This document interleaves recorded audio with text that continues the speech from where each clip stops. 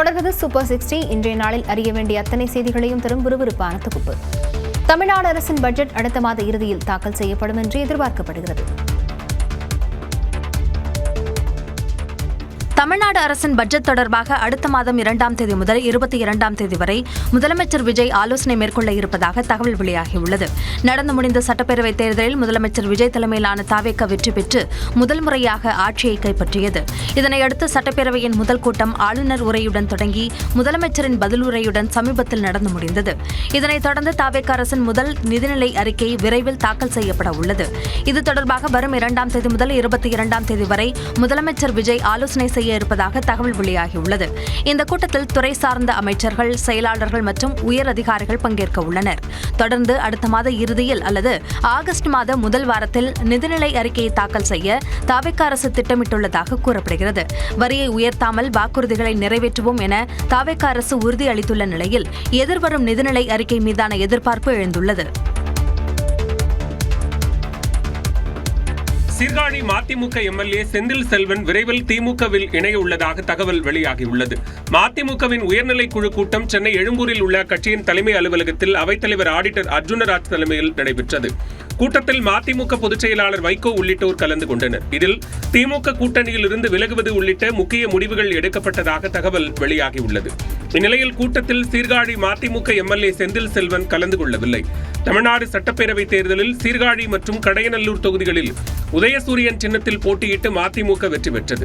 தேர்தலுக்கு பின்னர் தாவேக ஆதரவு நிலைப்பாட்டை மதிமுக எடுத்துள்ளதாக கூறப்படும் நிலையில் அதற்கு சீர்காழி எம்எல்ஏ செந்தில் செல்வன் எதிர்ப்பு தெரிவித்திருப்பதாக தகவல் வெளியாகியுள்ளது. மேலும் சட்டமன்ற உறுப்பினர் பதவியை ராஜினாமா செய்ய மாட்டேன் என்ற நிலைப்பாட்டில் செந்தில் செல்வன் உறுதியாக இருப்பதாகவும் திமுக கூட்டணியிலிருந்து மதிமுக விலகினால் திமுகவில் இணைய அவர் திட்டமிட்டுள்ளதாகவும் தகவல் வெளியாகியுள்ளது.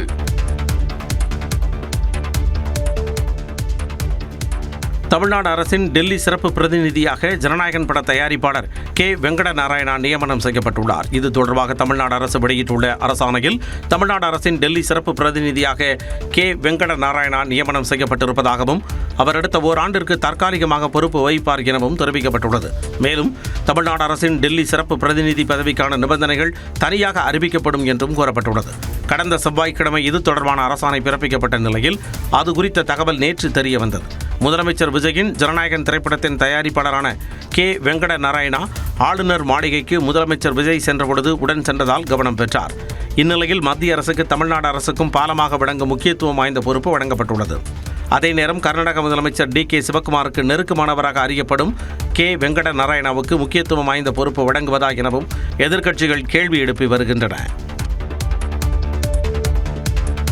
கர்நாடகாவைச் சேர்ந்த வெங்கட நாராயணாவை தமிழ்நாடு அரசின் டெல்லி சிறப்பு பிரதிநிதியாக நியமித்தது அதிர்ச்சியையும் ஆச்சரியத்தையும் ஏற்படுத்துவதாக திமுக எம்பி திருச்சி சிவா தெரிவித்துள்ளார்.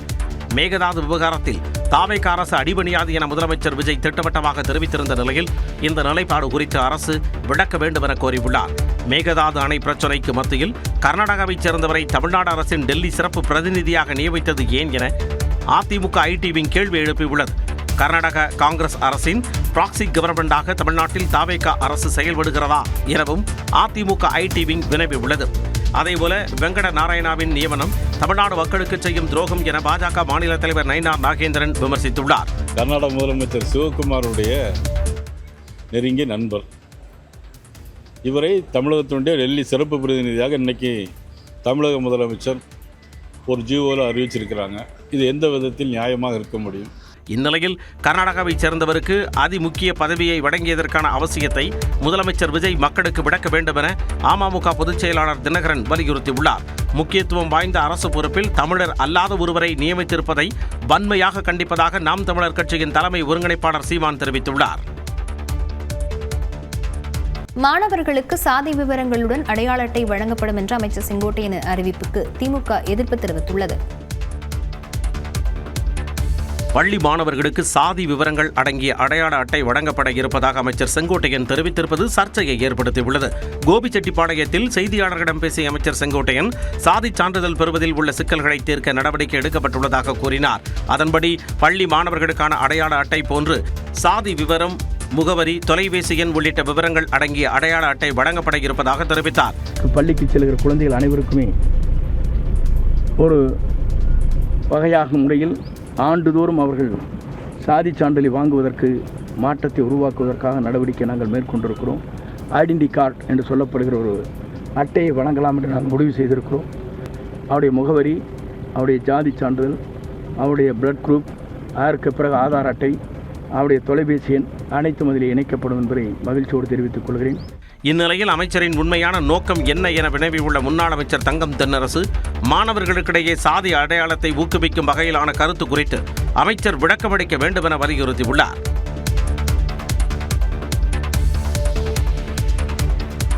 சென்னை, திருவள்ளூர், காஞ்சிபுரம் உள்ளிட்ட 6 மாவட்டங்களில் இன்று பலத்த காற்றுடன் கனமழை பெய்யும் என வானிலை ஆய்வு மையம் கணித்துள்ளது. கடலோர ஆந்திராவிலிருந்து மத்திய மகாராஷ்டிரா வரை தெலங்கானா மற்றும் அதனை ஒட்டிய பகுதிகளின் மேல் வளிமண்டல காற்றழுத்த தாழ்வு பாதை நிலவுகிறது. இதன் காரணமாக தமிழ்நாட்டின் ஒரு சில இடங்களிலும், புதுச்சேரி மற்றும் காரைக்கால் பகுதிகளிலும் ஒரு வாரத்திற்கு மழை பெய்யும் என வானிலை ஆய்வு மையம் தெரிவித்துள்ளது. குறிப்பாக சென்னை, திருவள்ளூர், காஞ்சிபுரம், செங்கல்பட்டு, திருவண்ணாமலை, ராணிப்பேட்டை மாவட்டங்களில் இன்று பலத்த காற்றுடன் கனமழை பெய்யும் என கணித்துள்ளது. அதேபோல விருதுநகர், தென்காசி, திருநெல்வேலி மாவட்டங்களின் மலைப்பகுதிகளிலும், நீலகிரி, கோவை, திருப்பூர், திண்டுக்கல், தேனி, மதுரை, கன்னியாகுமரி மாவட்டங்களிலும் நாளை கனமழை பெய்யக்கூடும் என கூறியுள்ளது. இந்த நிலையில் தென் தமிழக கடலோரப் பகுதிகள், மன்னார் வளைகுடா மற்றும் குமரிக்கடல் பகுதிகளில் வரும் 30ஆம் தேதி வரை மணிக்கு 60 கிலோமீட்டர் வேகத்தில் சூறைக்காற்று வீசக்கூடும் என மீனவர்களுக்கு வானிலை ஆய்வு மையம் எச்சரிக்கை விடுத்துள்ளது. திருச்சி கிழக்கு தொகுதி இடைத்தேர்தலில் தான் போட்டியிடுவது குறித்து இன்னும் முடிவெடுக்கவில்லை என திமுக தலைவர் மு க ஸ்டாலின் விளக்கம் அளித்துள்ளார். ஹேட்ரிக் வெற்றி பெற்ற கொளத்தூர் தொகுதியில் கடந்த சட்டப்பேரவைத் தேர்தலில் மீண்டும் போட்டியிட்ட திமுக தலைவர் மு க ஸ்டாலின் தாவேகா வேட்பாளர் VS பாபுவிடம் தோல்வியை தழுவினார். இந்த நிலையில் விராலிமலையில் தொண்டர்கள் மத்தியில் பேசிய முன்னாள் அமைச்சர் கே. நேரு, ஸ்டாலின் மீண்டும் சட்டமன்றத்திற்கு வருவார் என கூறியிருந்தார். இதனால் காலியாக இருக்கும் தொகுதிகளுக்கான இடைத்தேர்தலில் ஸ்டாலின் போட்டியிடுகிறாரா என்ற கேள்வி எழுந்தது. இதுகுறித்து செய்தியாளர்கள் எழுப்பிய கேள்விக்கு மு க ஸ்டாலின் பதிலளித்தார். கிழக்குல நீங்க போட்டிடுறதா முன்னாள் அமைச்சர் நேரு ஒரு பேச்சு இருக்காப்ல, நீங்க மீண்டும் வருவீங்கன்னு சொல்லியிருக்காரு. முடிவு பண்ணல சொல்றேன். முன்னதாக சென்னை ஆழ்வார்பேட்டையில் உள்ள இல்லத்தில் திமுக தலைவர் ஸ்டாலினை தேமுதிக பொதுச் செயலாளர் பிரேமலதா, நாடாளுமன்ற உறுப்பினர் சுதீஷ் ஆகியோர் சந்தித்து பேசினர். இதுகுறித்து எக்ஸ் பக்கத்தில் பதிவிட்டுள்ள பிரேமலதா, மரியாதை நிமித்தமான சந்திப்பு என விளக்கம் அளித்துள்ளார். கூட்டணி இல்லாமல் எதிர்காலத்தில் திமுக ஆளுங்கட்சியாக தங்களை தக்க வைத்துக் கொள்ள முடியுமா என்று தனக்கு தெரியவில்லை என விசிக தலைவர் திருமாவளவன் தெரிவித்துள்ளார். திருவாரூரில் நடைபெற்ற நிகழ்ச்சி ஒன்றில் பேசிய திமுக துணை பொதுச் செயலாளர் ஆர் ராசா, தமிழகத்தில் இனி எந்த கட்சியுடனும் கூட்டணி தேவையில்லை என்பதை திமுக தலைவர் மு க ஸ்டாலின் வெளிப்படையாக அறிவிக்க வேண்டும் என்று கோரிக்கை விடுத்திருந்தார். இந்த நிலையில் ஆர் ராசாவின் கருத்து குறித்து ANI செய்தி நிறுவனத்திற்கு பதிலளித்த திருமாவளவன், நடந்து முடிந்த தேர்தலில் கூட்டணி கட்சிகளின் ஆதரவுடன் திமுக ஏறக்குறைய 60 இடங்களை கைப்பற்றியதாக கூறினார். This is their party issues. With the support of allied parties only, they secured this much of seats, nearly about 60 seats. Without alliance, I don't know how can they revive their party as ruling party in future. இதனிடையே திமுக கூட்டணியில் இருந்தபோதும் கொச்சைப்படுத்தியவர்கள் தாவேகா கூட்டணியில் அமைச்சரவையில் இடம்பெற்ற நிலையிலும் விசிகாவை இழிவாக விமர்சிக்கிறார்கள் எனவும் திருமாவளவன் தனது முகநூல் வீடியோவில் வேதனை தெரிவித்துள்ளார். அம்பாசமுத்திரம் தொகுதி இடைத்தேர்தலில் நாம் தமிழர் கட்சி தலைமை ஒருங்கிணைப்பாளர் சீமான் எதிர்க்கட்சிகளின் பொது வேட்பாளராக இல்லாமல் தனித்தே போட்டியிடுவார் என தகவல் வெளியாகியுள்ளது. நடந்து முடிந்த சட்டப்பேரவைத் தேர்தலில் அம்பாசமுத்திரம் தொகுதியில் அதிமுக சார்பில் போட்டியிட்ட இசக்கி சுப்பையா வெற்றி பெற்றார். அதிமுகவில் இருந்து விலகிய அவர் ஆளுங்கட்சியான தாவேகாவில் தன்னை இணைத்துக் கொண்டார். இதற்காக தனது சட்டமன்ற உறுப்பினர் பதவியை இசக்கி சுப்பையா அதிகாரப்பூர்வமாக ராஜினாமா செய்தார். அதனைத் தொடர்ந்து அம்பாசமுத்திரம் தொகுதி காலியானதாக அறிவிக்கப்பட்டது. இந்நிலையில் அம்பாசமுத்திரம் தொகுதி இடைத்தேர்தலில் எதிர்க்கட்சிகளின் பொது வேட்பாளராக நாம் தமிழர் கட்சி தலைமை ஒருங்கிணைப்பாளர் சீமான் நிறுத்தப்பட வாய்ப்பு உள்ளதாக தகவல் வெளியாகியுள்ளது. காரைக்குடி தொகுதியில் போட்டியில் வெற்றி வாய்ப்பை இழந்த சீமானுக்கு பிரதான கட்சிகள் ஆதரவளிக்க பேச்சுவார்த்தை தொடங்கியிருப்பதாக அரசியல் வட்டாரத்தில் தகவல் வெளியானது. இதற்கு மறுப்பு தெரிவித்துள்ள நாம் தமிழர் கட்சியினர் எந்த கூட்டணியிலும் இல்லாமல் சீமான் தனித்தே போட்டியிடுவார் என்று தெரிவித்துள்ளனர். தலைவர் பதவியிலிருந்து விலகுவதில் உறுதியாக இருப்பதாக தமிழ்நாடு காங்கிரஸ் தலைவர் செல்வ பெருந்தகை திட்டவட்டமாக தெரிவித்துள்ளார். கூட்டணியில் இருந்தாலும் தாவேகா ஆட்சியின் குறைகளை வெளியிடுமாறு காங்கிரஸ் தேசிய தலைவர் அறிவுறுத்தி இருப்பதாக தமிழ்நாடு காங்கிரஸ் தலைவர் செல்வ பெருந்தகை தெரிவித்துள்ளார். நியூஸ் 18 தமிழ்நாட்டிற்கு பிரத்யேக பேட்டியளித்த அவர் மக்கள் பிரச்சனைக்கு குரல் கொடுப்போம் என்றார். இப்போ கூட நாங்கள் இப்போ இருக்கிற ஆளுங்கட்சி கூட்டணியில் இருந்தாலும் தவறு செஞ்சால் நீங்கள் அதை மக்கள்கிட்ட சொல்லுங்கன்னு சொல்கிறாங்க. எங்கள் அகில இந்திய தலைமை நீங்கள் கிரிட்டிக் பண்ணணும், பண்ணாமல் நீங்கள் அமைதியெல்லாம் இருக்கக்கூடாது. சட்டப்பேரவையில் நடந்த சம்பவத்தை கூட நான் வன்மையாக கண்டிச்சிருக்கேன். ஒரு முதலமைச்சர் சட்டப்பேரவையில் முன்னாள் முதலமைச்சரை யாழனம் பேசுறது இதெல்லாம் ஏற்றுக்கொள்ள முடியாது. வின்சென்ட் சர்ச்சில் போன்று திமுக தலைவர் மு.க. ஸ்டாலின் வரலாற்றில் நிற்பார் என கூறிய செல்வ பெருந்தகை திமுகவினருடனான காங்கிரஸ் தலைமையின் உறவு முறியவில்லை என்றார். எல்லாம் உறவு கட்டாயிடுச்சு அவ்வளவுதான், அப்படிலாம் கிடையாது. புதுடெல்லியை பொறுத்த வரைக்கும் அன்னை சோனியா காந்தியோட குடும்பம் இன்னும் அண்ணன் தளபதி மு.க. ஸ்டாலின் அவர்களை இன்னும் நேசிக்கிறார்கள், இன்னும் அவரோட நட்பு பாராட்டுகிறார்கள். திராவிட முன்னேற்ற கழகத்தின் தலைவரை யாரும் விமர்சனம் பண்ணா அதை விமர்சிக்க கூடாதுன்றாங்க. மறந்துடக்கூடாதுல்ல. குரல் எண் 799 தான் எனக்கு ஞாபகம் வருது. தலைவர் பதவியை ராஜினாமா செய்வது என்பதில் 200% உறுதியாக இருப்பதாக கட்சி தலைமையிடம் தெரிவித்துவிட்டதாகவும் செல்வ பெருந்தகை கூறினார். சேலத்தில் 2 லட்சம் ரூபாய்க்கு பச்சிளம் பெண் குழந்தை விற்பனை செய்யப்பட்ட சம்பவம் அதிர்ச்சியை ஏற்படுத்தியுள்ளது. சேலம் மாவட்டம் அரியானூரை அடுத்த சந்தனக்காடு பகுதியைச் சேர்ந்தவர்கள் சீனிவாசன் கவிதா தம்பதி. இவர்களுக்கு ஒரு ஆண் குழந்தையும் 2 பெண் குழந்தைகளும் உள்ளனர். நெசவு தொழில் செய்து வரக்கூடிய தம்பதி வறுமையில் வாடிய நிலையில் கடந்த 19ஆம் தேதி அரியானூர் அரசு ஆரம்ப சுகாதார நிலையத்தில் கவிதாவுக்கு 4வது பெண் குழந்தை பிறந்தது. வறுமை காரணமாக இந்த குழந்தையை வளர்க்க முடியாது என்று கருதிய தம்பதி பிறந்து 7 நாட்களே ஆன பச்சிளம் குழந்தையை ராமநாதபுரத்தை சேர்ந்த தம்பதிக்கு 2 லட்சம் ரூபாய்க்கு சட்டவிரோதமாக விற்பனை செய்து இது குறித்து தகவல் அறிந்து சென்ற கொண்டாம்பட்டி காவல் ஆய்வாளர் சிலம்பரசன் குழந்தையை விற்ற தம்பதியிடம் விசாரணை மேற்கொண்டார். பிறகு குழந்தையை வாங்கிய தம்பதிக்கு தகவல் தெரிவிக்கப்பட்டு கொண்டாம்பட்டி காவல் நிலையத்தில் குழந்தையுடன் விசாரணைக்கு வருமாறு அழைப்பு விடுக்கப்பட்டது. தொடர்ந்து இரு தம்பதிகளையும் விசாரித்து வரக்கூடிய காவல்துறை குழந்தை விற்ற சம்பவத்தில் இடைத்தரகர்கள் யாருக்கேனும் தொடர்பு உள்ளதா என்று விசாரணை நடத்தப்பட்டு வருகிறது. கபடி வீராங்கனைக்கு பாலியல் தொல்லை அளித்ததாக சென்னை கண்ணகி நகரைச் சேர்ந்த பிரபல கபடி பயிற்சியாளர் ராஜுவை தனிப்படைகளை அமைத்து காவல்துறையினர் தேடி வருகின்றனர். சென்னை சோழங்கநல்லூர் பகுதியைச் சேர்ந்த பெற்றோரை இழந்த இளம் பெண்ணை கபடி பயிற்சி அளிப்பதாக கூறி பலமுறை பாலியல் தொல்லை அளித்ததாக பயிற்சியாளர் ராஜு மீது புகார் அளிக்கப்பட்டுள்ளது. கடந்த ஆண்டு பஹ்ரைனில் நடைபெற்ற ஜூனியர் கபடி போட்டியில் கவனம் ஈர்த்த சென்னை கண்ணகி நகரைச் சேர்ந்த வீராங்கனைக்கு பயிற்சி அளித்ததன் மூலம் பயிற்சியாளர் ராஜு பிரபலமடைந்தார். இந்நிலையில் பெற்றோரை இழந்த இளம் பெண்ணை தன்னிடம் ஒத்துப்போனால் மாவட்ட மற்றும் மாநில அணியில் விளையாட வாய்ப்பு வாங்கி தருவதாக கூறி ராஜு பலமுறை பாலியல் தொல்லை அளித்ததாக கூறப்படுகிறது. இது தொடர்பாக இளம்பெண் அளித்த புகாரில் போக்சோ உள்ளிட்ட 3 பிரிவுகளில் வழக்கு பதிவு செய்த காவல்துறையினர் 2 தனிப்படைகளை அமைத்து தலைமறைவாக உள்ள பயிற்சியாளர் ராஜுவை தீவிரமாக தேடி வருகின்றனர். ஆவடி சுற்றுவட்டாரத்தில் துணை மின் நிலையத்தில் ஏற்பட்ட தொழில்நுட்ப கோளாறால் பல்வேறு இடங்களில் மின்சார விநியோகம் பாதிக்கப்பட்டது. திருவள்ளூர் மாவட்டம் அளமாதி 400 கிலோவாட் துணைமின் நிலையத்தில் உள்ள ஐசிடி மின்மாற்றியில் ஏற்பட்ட தொழில்நுட்ப கோளாறு காரணமாக ஆவடி, அம்பத்தூர், பட்டாபிராம், திருமுல்லைவாயில் உள்ளிட்ட பகுதிகளில் சுமார் 2 மணி நேரம் மின்வெட்டு ஏற்பட்டது. பொதுமக்களுக்கு பாதிப்பு ஏற்பட்டதை தொடர்ந்து திருமுல்லைவாயில் மற்றும் அளமாதி துணைமின் நிலையங்களுக்கு நள்ளிரவிலேயே நேரில் சென்ற மின்வாரிய தலைவர் ராதாகிருஷ்ணன் மின்தடைக்கான காரணங்கள் குறித்து அதிகாரிகளிடம் கேட்டறிந்து பழுதுகளை விரைந்து சரி செய்ய உத்தரவிட்டார். மேலும் தற்போது 110 கிலோவாட் திறனில் செயல்பட்டு வரும் திருமுல்லைவாயில் துணைமின் நிலையத்தை 230 கிலோவாட் துணைமின் நிலையமாக தரம் உயர்த்தும் பணிகளையும் ஆய்வு செய்தார். பின்னர் நியூஸ் 18க்கு பிரத்யேக பேட்டியளித்தவர் கோடை வெப்பம் காரணமாக ஆங்காங்கே மின்வெட்டு பிரச்சனைகள் எட்டி பார்த்தாலும் மின்வாரிய பொறியாளர்கள் அதனை திறம்பட கையாண்டு வருவதாக கூறினார். இந்த சம்மரில் மழையும் பெய்யாத இவ்வளோ ஹெவி டிமாண்ட் இருக்கும் பொழுது இந்த மாதிரி தொடர் நிகழ்வு ஏற்படும் போது அவங்களும் இந்த சொல்யூஷன்ஸை சொல்லியிருக்கோங்க. ஏன்னா இந்த ஆண்டு மட்டும் இல்லை, வரும் ஆண்டுகளுக்கும் நம்ம தயாராக வேண்டும்னா இது எல்லாத்தையும் விரைந்து முடிக்கணுங்க. எதிர்காலத்தில் இது போன்ற பாதிப்புகளை தவிர்க்க முன்கூட்டியே கட்டமைப்பு மேம்பாட்டு பணிகள் மேற்கொள்ளப்பட்டு வருவதாக அவர் கூறினார்.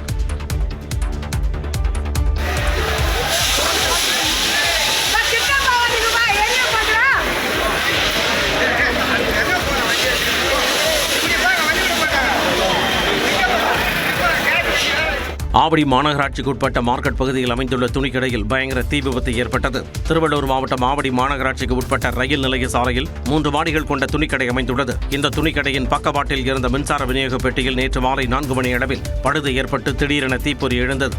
அது மளமளவென பரவி கண்ணுமைக்கும் நேரத்தில் அருகில் இருந்த துணிக்கடையில் பற்றி 3 மாடியும் கொழுந்துவிட்டு எரிய தொடங்கியது.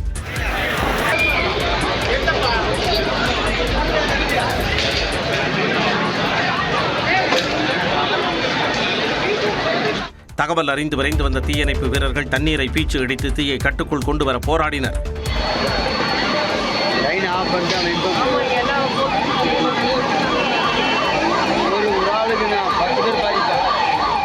நல்வாய்ப்பாக துணிக்கடையில் பணியாற்றி வந்த 80க்கும் மேற்பட்ட ஊழியர்கள் உடனடியாக வெளியேறியதால் பெரும் விபத்து தவிர்க்கப்பட்டது. அதே நேரம் துணிக்கடையில் இருந்த 15 கோடி ரூபாய் மதிப்பிலான ஜவுளிகள் தீயில் எரிந்து சேதமடைந்தன. நாகை மாவட்டம் கீழ்வேளூர் அருகே வறுமையின் பிடியில் சிக்கி தவிக்கும் இளம் செஸ் வீரருக்கு அரசு உதவ முன்வர வேண்டுமென கோரிக்கை எழுந்துள்ளது. கீழ்வேளூர் ஒன்றியம் சாட்டியக்குடி அருகே ராமச்சந்திராபுரம் கிராமத்தைச் சேர்ந்த சபரிநாதன் சாட்டியக்குடி பகுதியில் அரசு பள்ளியில் 10ஆம் வகுப்பு படித்து வருகிறார். ஒழுகும் ஓலை குடிசை வீட்டில் வசித்து வரும் மாணவர் சபரிநாதன் மாவட்ட மாநில அளவில் பல்வேறு செஸ் போட்டிகளில் பங்கேற்று 50க்கும் மேற்பட்ட பதக்கங்கள் வென்றுள்ளார்.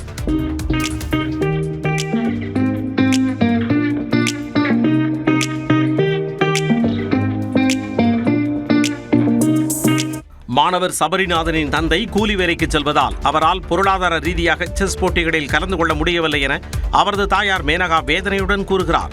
இப்போ என் பையனுக்கு இன்னும் விளையாடுறதுக்கு முடியுது. ஆனால் எங்களுக்கு வாங்கி கொடுக்க முடியல. அன்னன்னைக்கு வேலை செஞ்சுக்கிட்டு நாங்கள் சாப்பிட தான் முடியுது. சாப்பிட முடியக்குள்ள இதெல்லாம் கேட்குறான். லேட்டப்பு டேப்பு இதெல்லாம் வாங்கி கேட்குறான். அதெல்லாம் எங்களால் வாங்கி கொடுக்க முடியல. எல்லாம் அரசாங்கம் தான் வாங்கி கொடுக்கணும். நீங்கள் தான் எங்களுக்கு உதவி பண்ணணும். தனக்கு இன்னும் நிறைய போட்டிகளில் வெல்ல வேண்டும் என்ற ஆர்வம் இருப்பதால் தமிழக அரசு தனக்கு உதவ வேண்டும் என மாணவர் சபரிநாதன் கூறியுள்ளார். வீட்டில் கேட்டால் வீட்டும் சரியில்லை. மழை பெஞ்சா ஒழுவும். அது மாதிரிக்கே இருக்கிறதுனால வீட்டில் எதுவும் செஸ்ஸுக்கு தேவையானதெல்லாம் என்னால் கேட்க முடியல. திறமை இருந்தும் ஆதரவு இல்லாமல் வறுமையில் வாடும் மாணவர் சபரிநாதனுக்கு தமிழ்நாடு அரசு உதவ வேண்டுமென சமூக நல ஆர்வலர்கள் கோரிக்கை விடுத்துள்ளனர். இந்தியாவின் முதலாவது ஹைட்ரஜன் எரிபொருள் ரயில் சோதனை ஓட்டம் வெற்றிகரமாக நடைபெற்றது.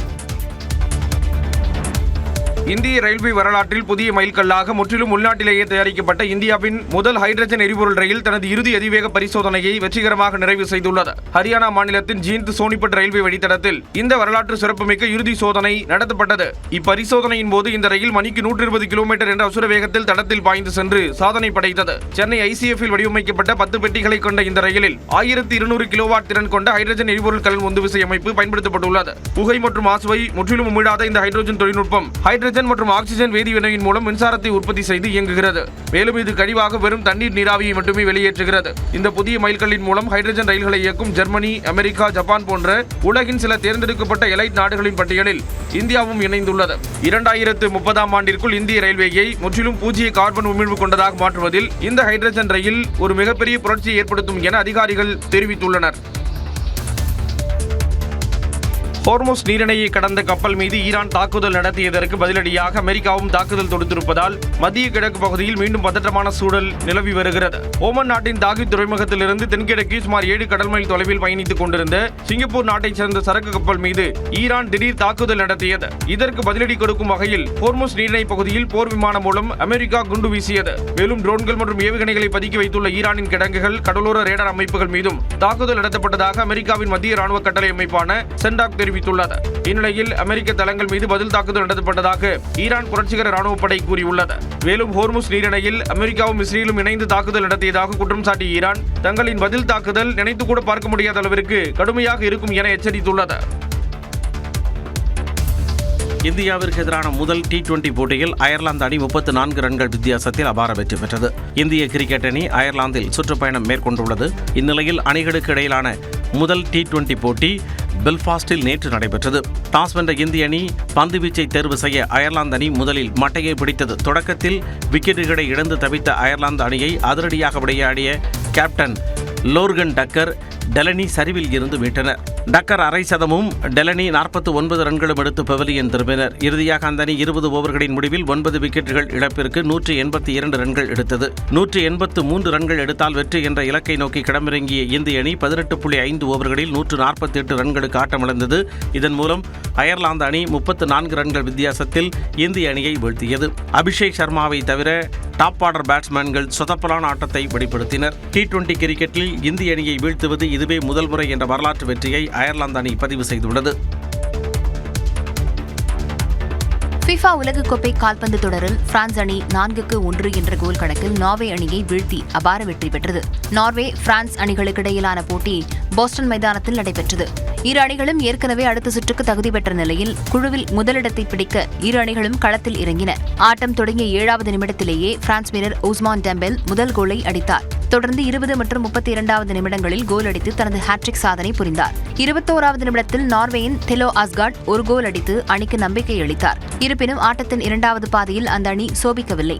கூடுதல் நேரத்தில் பிரான்ஸ் வீரர் டிசைர் டூ 4வது கோலை அடித்து அணியின் வெற்றியை உறுதி செய்தார். மற்றொரு ஆட்டத்தில் செனகல் அணி 5-0 என்ற கோல் கணக்கில் ஈராக் அணியை வீழ்த்தி அபார வெற்றி பெற்றது.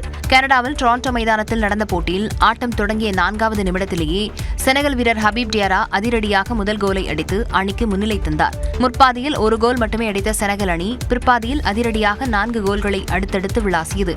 தொடர் ஹாட்ரிக் தோல்வியின் மூலம் உலகக்கோப்பை தொடரிலிருந்து ஈராக் அணி அதிகாரப்பூர்வமாக வெளியேறியது. சென்னையில் நடைபெற்ற மாரத்தான் போட்டியில் முதலமைச்சர் விஜய் கலந்து கொண்டார்.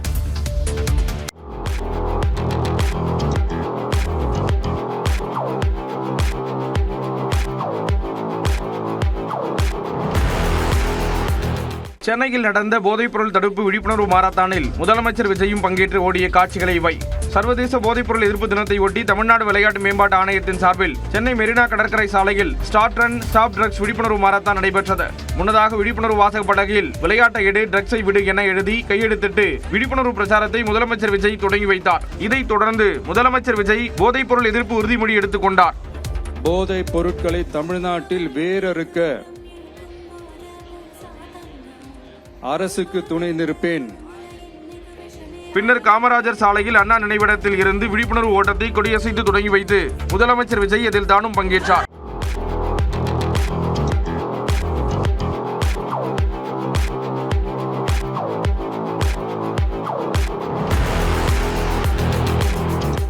கண்ணகி சிலை வரை சென்று யூட்டன் எடுத்து மீண்டும் அதே சாலையில் 6 கிலோமீட்டர் தூரம் நடந்த மாரத்தான் ஓட்டம் தீவுத்திடலில் நிறைவடைந்தது. இதில் சுமார் 8000 பேர் பங்கேற்றனர்.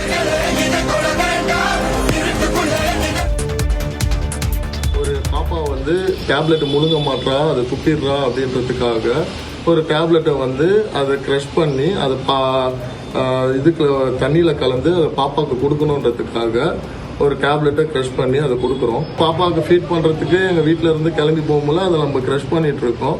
அதை வந்து க்ரஷ் பண்ணுற டைமை அதை எடுத்து இப்போ ட்ரக்குன்னு சொல்லிட்டு தப்பான ஒரு வீடியோவை வந்து வைரல் பண்ணிட்டு இருக்காங்க. ஐபிஎல் போட்டியினிடையே போதைப்பொருள் பயன்படுத்தியதாக பரவிய வீடியோ குறித்து அமைச்சர் சரத்குமார் அளித்த விளக்கம்தான் இது. தாவேக அரசில் மனிதவளத்துறை அமைச்சராக உள்ள சரத்குமார் ஐபிஎல் போட்டியின் நடுவே போதைப்பொருள் பயன்படுத்தியதாக வீடியோ ஒன்று சமூக வலைதளங்களில் வெளியாகி வேகமாக பரவியது. இந்நிலையில் தான் போதைப்பொருள் பயன்படுத்தவில்லை என்று அமைச்சர் சரத்குமார் தெரிவித்திருக்கிறார். குழந்தைக்காக மாத்திரையை பொடியாக்கியதாகவும் அவர் விளக்கம் அளித்துள்ளார். ஐபிஎல் மேட்ச் ஸ்டேடியம்ல அவ்வளோ கூட்டம், அவ்வளோ கும்பல், அவ்வளோ போலீஸ் ப்ரொடெக்ஷன், அவ்வளோ பேர் என் பேக்ல ஃப்ரண்ட்ல எல்லாருமே இருக்கிறாங்க. அந்த இருக்கிற டைம்ல பாப்பாவுக்கு ஃபீட் பண்றதுக்கு எங்க வீட்டில இருந்து கிளம்பி போகும்போது அதை நம்ம க்ரஷ் பண்ணிட்டு இருக்கோம். அதை வந்து க்ரஷ் பண்ற டைம் அதை எடுத்து இப்போ ட்ரக்குன்னு சொல்லிட்டு தப்பான ஒரு வீடியோவை வந்து வைரல் பண்ணிட்டு இருக்காங்க. இது ரொம்ப மனசுக்கு கஷ்டமான ஒரு சூழ்நிலையா இருக்கு. அவதூறு பரப்புவோர் மீது சட்ட நடவடிக்கை எடுக்கப்படும் என்றும் அமைச்சர் சரத்குமார் எச்சரிக்கை விடுத்துள்ளார்.